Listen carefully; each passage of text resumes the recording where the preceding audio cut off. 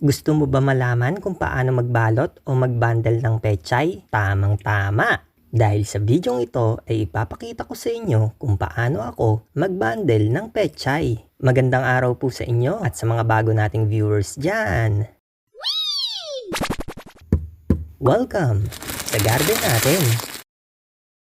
Kapag tayo po ay magbabundle ng ating pechay, dapat ay meron tayong plastic na pang 10 kilo. Ito po ay binibili ko lamang sa palengke. Sabihin nyo lamang na plastic pang bundle na 10 kilo ay alam na nila yon. Sunod po natin kailangan ay yung ilalagay natin. Pechay po ang aking ilalagay dahil ito po ang aking tanim. Maganda po itanim ang pechay dahil ito ay isa sa pinakamadali at mabilis ma-harvest na gulay. Sa mga gusto po matuto kung paano magtanim ng pechay ay panoorin nyo lamang po sa isa nating video ang tutorial. Ilalagay ko po sa end screen ang video. Ganito lamang po kasimple maglagay ng pechay sa plastic. I-fold lamang ang plastic para ito ay madaling ibukas at ilagay ang pechay. Bago po ako maglagay sa plastic ng pechay ay pinapagpag ko lamang ito para maalis ang dumi o lupa na nakadikit dito. Pero kung malinis naman ay kahit hindi na ito ipagpag. Inaalis ko din po ang mga dahon na lanta o yung mga madidilaw na dahon. Kumukuha lamang ako ng ilang piraso at ilalagay ko sa isang side ng plastic at ang susunod ay sa kabilang side naman. Ang pwesto ng paglalagay, dapat yung dahon ay nasa parting gitna. Habang naglalagay po ako ng pechay sa plastic, baka po pwede niyo po ako matulungan sa simpleng pag-click ng like at subscribe button. Maraming salamat po mga kagarden. Huwag po tayo magbundle ng pechay nang basa ito dahil posible po na ito ay mabulok ng mabilis. Kaya nag-harvest po ako ng pechay sa tanghali o sa hapon para ito ay matuyo sa sikat ng araw. Kapag nag-harvest naman tayo ay ipahinga muna natin ang pechay. Huwag po agad ilagay sa plastic dahil fresh ang bagong harvest. Ito po ay malutong kaya ito ay posibleng mabali. Kailangan po itong ipahinga o i-rest ng 30 minutes bago i-bundle. Kapag puno na ang ating plastic at eksaktong 10 kilo na ay pwede na po ito isarado. Ang ginagawa ko po ay binubuhol ko lamang po ito ng 2 beses sa tig-isang side nito. Ayan, tapos na tayo mag-bundle. Pwede na natin ito ibagsak sa pinakamalapit na palengke. Madali lang siyang gawin, di ba? Sa susunod po nating video ay ipapakita ko po sa inyo kung paano magtanim ng pechay at kung paano ito mapaganda kagaya ng ating nilagay sa plastic bundle. Kaya kung may katanungan po kayo ay mag-comment lamang po. Sasagutin po namin yan at gagawa ng bagong video. Maraming salamat po mga kagarden.